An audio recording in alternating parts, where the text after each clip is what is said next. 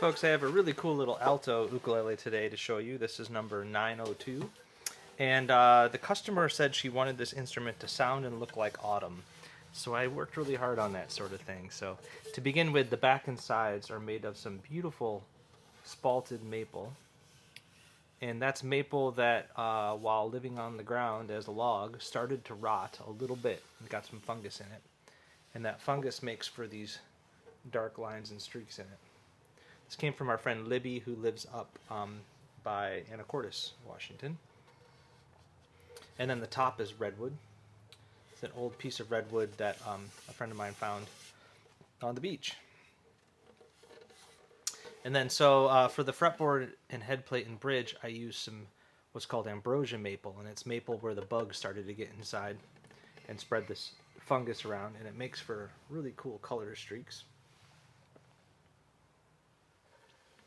And even worked out to make a bridge from it. So those things all felt like autumn to me, you know. They're kind of got the beauty of rot and decay a little bit. And then we just used some Spanish cedar for the neck. So yeah, it's got high G, bone nut and saddle, geared tuners, the whole works.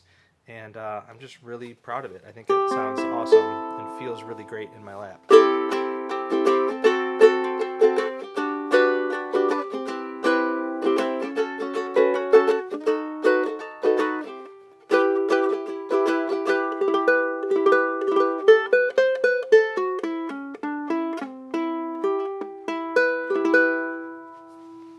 Yeah, for a little guy, it's got a lot of sustain.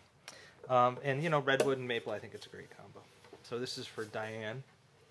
I hope she loves it as much as we do, because it's been really fun to sit and play this one recently. So that's 902, ready to go. Cheers.